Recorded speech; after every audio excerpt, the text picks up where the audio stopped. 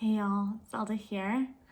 I am coming to you today to talk about the magician archetype and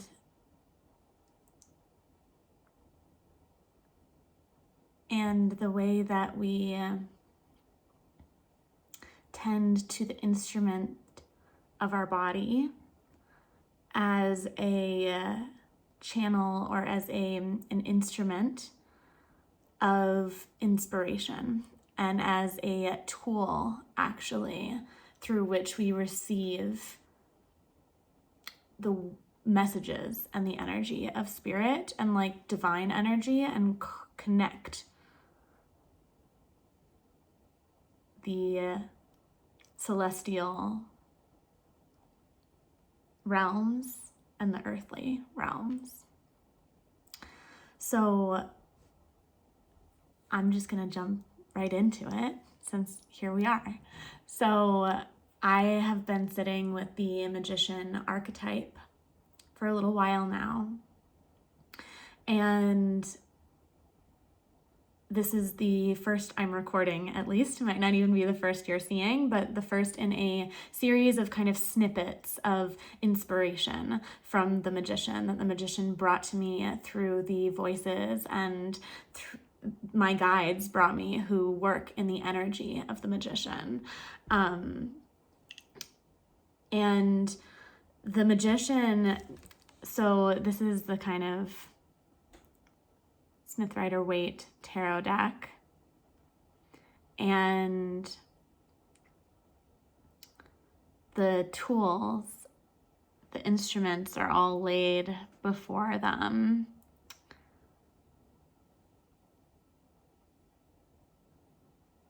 And something that I've always seen associated with the magician is the as above, so below, which makes sense. But all of the instruments are also all of the elements. And it feels like this indication, right? Before I start all of these videos, before I start working with my clients or doing any of my own practices, I call in the 7 directions. This is at least my practice right now. My practice is always evolving. And this is from my teacher, the teacher that I'm working with through a mediumship course, and is a way that, but many traditions, right, call in the directions, call in the elements, right, when they work. And it feels like there's representation here, right? But what one of my guides said is that, and it's interesting, right, how our interpretations of the tarot cards evolve and change over time. But it feels like the magician has this energy about inspiration like arriving swiftly.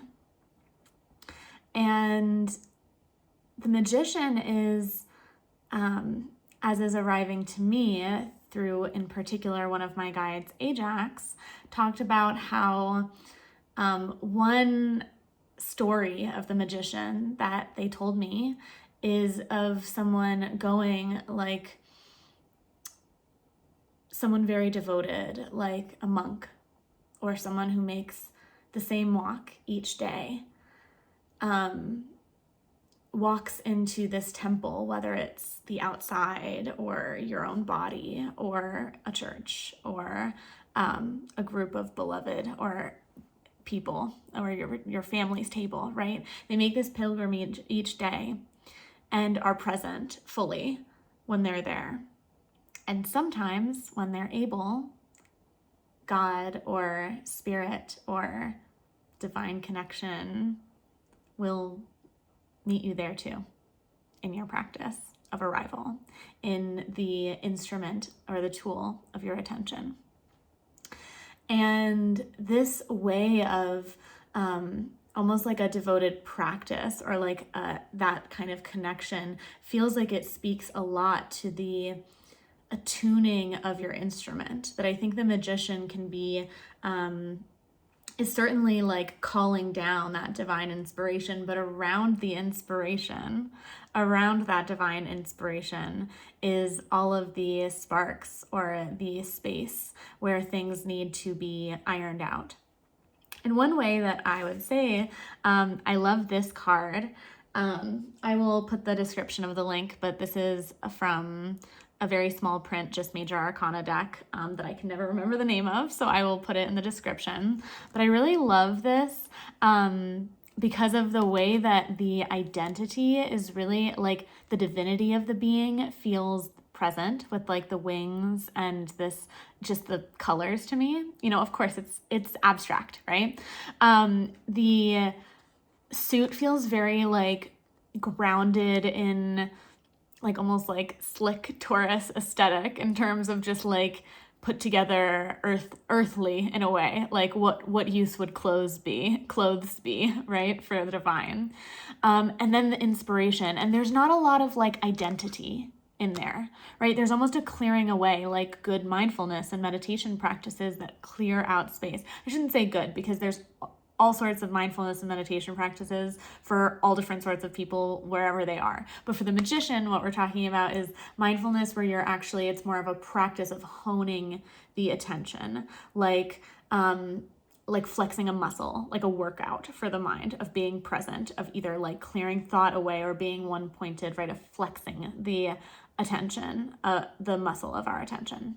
And so the clearing away of that ego can happen through effort, through practice, how I'm talking about, or it can also happen through the like divine strike or the divine inspiration that just like comes through.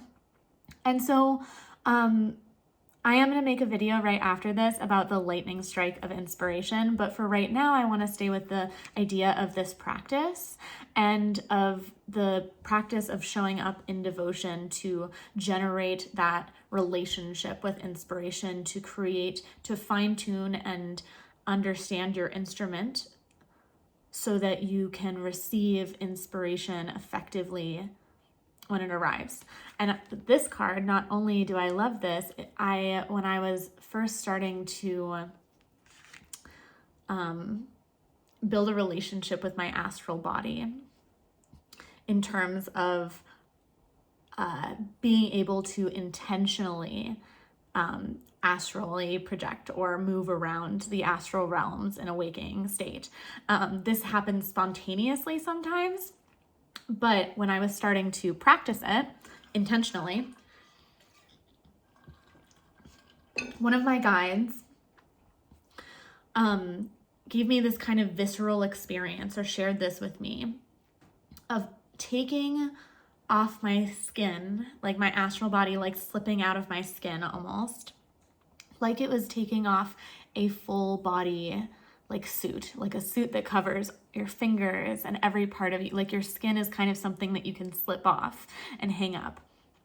And this feeling was not negative. This feeling was really positive, because like underneath it, I felt mobile and agile in the astral realm. I felt like I could move around while leaving this kind of like human vessel a little.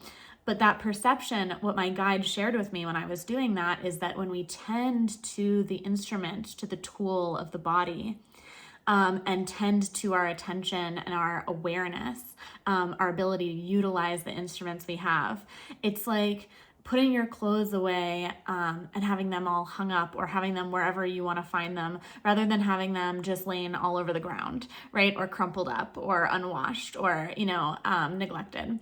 And this was a very important lesson for me in particular, as someone who I think is, and maybe this will resonate with you and it won't, and use your own power of discernment to know if that's right for you.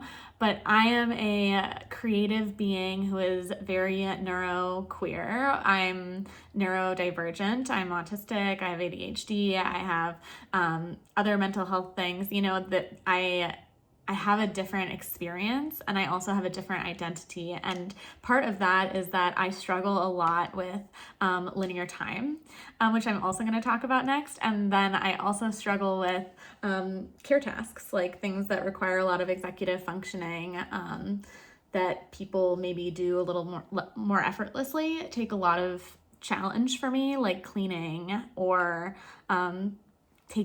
eating regularly enough, resting on the right schedules, these types of things. And I think lots of people struggle with that. I think it's not that abnormal. We live in a very stressful world. And this isn't to say that this is bad or good when it's here. I'm just saying that this is a practice or a lesson of the magician, that tending to the needs of our vessel, which are all different and are not good or bad or moral, like you're not good or bad for meeting them, but tending to those needs, whatever they are, is one way to kind of create a fresh slate for spirit to arrive to. And I think this also comes with like clearing space for practice, right? If you want inspiration to come, one of the things people tell you is like, have a writing practice, write regularly. You know, this is for writing or for art making, right? Like do it regularly. And even if you have a day where nothing really happens, you kind of keep that routine almost, right? You set up that meeting, and when inspiration or when spirit can, and it's right, they will know where to arrive, or the inspiration will arrive then. So this is the first part of, I think, 3 parts, we'll see. But this is kind of the practice, or the tending to the instrument of the magician. And I'll link further videos for this little series down below.